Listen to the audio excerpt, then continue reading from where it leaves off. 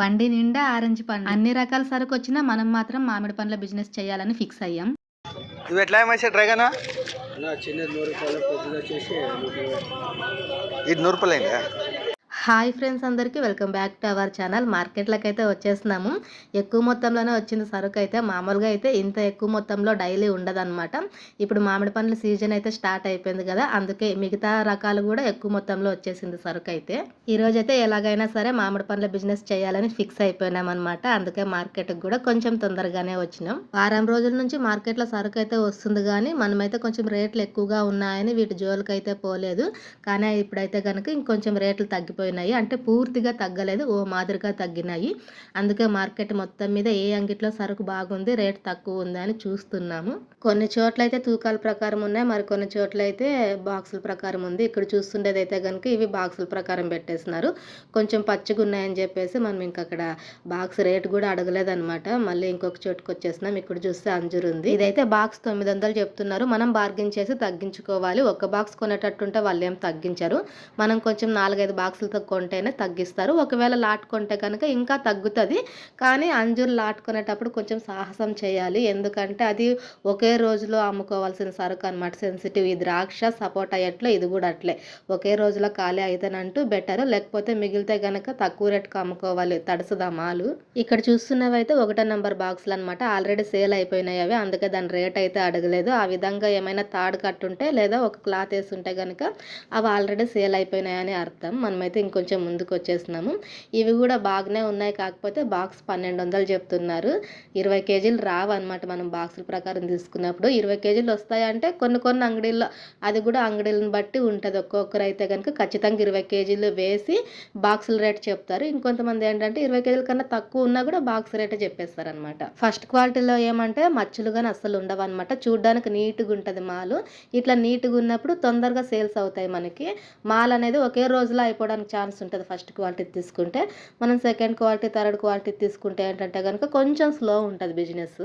ఈ మామిడి పండ్ల సీజన్లో అయితే కనుక రేట్లు అసలు సెకండ్స్లో, నిమిషాల్లో మారిపోతాయి. తెల్లవారుజామున ఉన్న రేటు 6 గంటలప్పుడు ఉండదు, 6 గంటలప్పుడు ఉన్న రేటు 7 గంటలకు ఉండదు.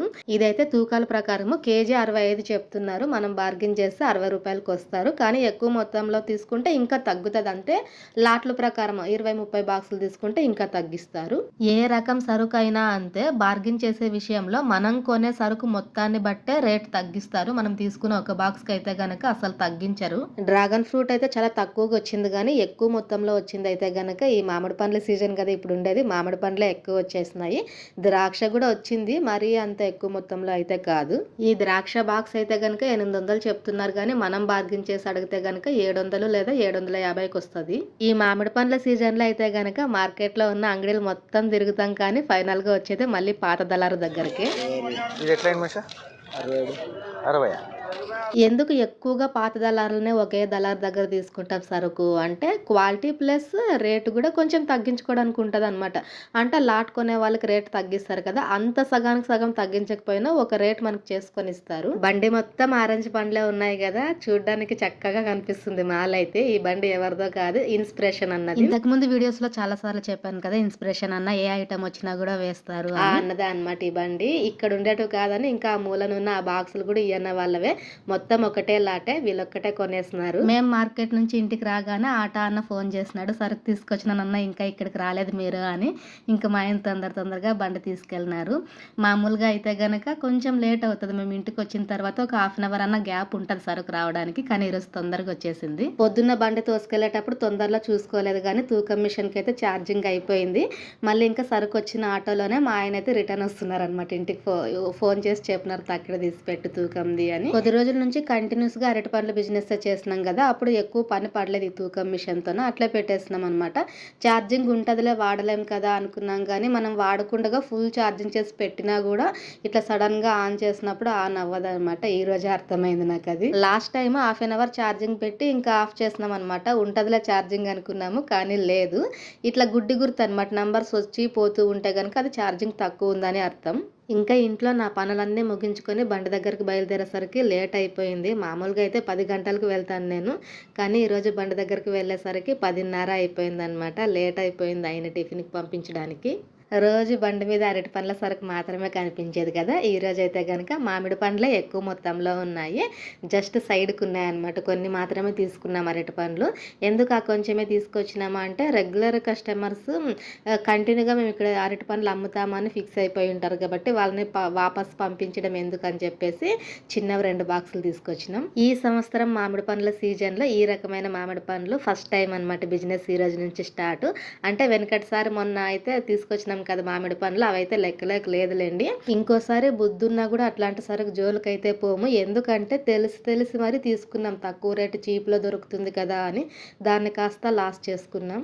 అసలైన మామిడి పండ్ల సరుకు అంటే ఇది అనమాట. ఈ రోజు తెచ్చింది ఇది ఫస్ట్ క్వాలిటీ. ఇట్లాంటి బిజినెస్ అయితే మంచిగా ఉంటుంది. అదేదో అప్పుడు తక్కువ అని చెప్పేసి అట్లా అయిపోయింది ఇంకంతే.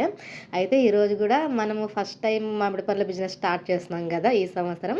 అదేవిధంగా ఈరోజే మన బండి వెనకాల కూడా ఒక ఆటో బండి ఉంది చూడండి, అది వాళ్ళు కూడా ఫస్ట్ రోజు వచ్చినారనమాట. అన్న వాళ్ళు అంటే వారం రోజుల క్రితమే అడిగేసిపోయినారు. ఇక్కడ పచ్చి టెంకాయలు అమ్ముకుంటామన్నా అని మా ఆయనతో మాట్లాడిపోయినారు. తర్వాత మళ్ళీ రాలేదనమాట, జాగా చూసిపోయినారు. మళ్ళీ వారం రోజుల తర్వాత గ్యాప్ ఇచ్చి ఈరోజు వచ్చినారు. నాకైతే కొంచెం టెన్షన్ అయిపోయింది అనమాట. ఫస్ట్ రోజు కదా బిజినెస్ ఎట్లా అవుతుందో ఏమో అని. అంటే మనకు బిజినెస్ ఫస్ట్ రోజు కాదు, ఈ సంవత్సరం ఫస్ట్ రోజు కదా, ఎక్కువ మొత్తంలో పెట్టుబడి పెట్టినాం, ఎట్లా అవుతుందో ఏమో అని టెన్షన్ అయిపోయింది. అయినా పర్లేదు, స్లోగా వెళ్ళినా కూడా వెళ్తుంది. పాత దళారి దగ్గరే తీసుకున్నాము. 60 రూపాయలు చెప్పినా కూడా మనం బార్గెన్ చేసి 55 రూపాయలకి మాట్లాడి తీసుకున్నాము. మెయిన్ సరుకు క్వాలిటీ మెయింటైన్ చేస్తే మంచిగా ఉంటుంది. ఒక్కొక్కసారి ఏంటంటే కనుక మనం ఎంత క్వాలిటీ మెయింటైన్ చేసినా కూడా స్లోగానే నడుస్తుంటుంది. అంతే చెప్పే రాదు, ఇది గాలివాటం అనమాట బిజినెస్ అనేది. అయితే మంచిగా అవుతుంది, లేకుంటే లేదు. ఏంటంటే మనకు ఒక ఎక్స్పీరియన్స్ అనేది ఉంటుంది కదా, ఎంత మొత్తంలో సరుకు కొనాలి అని.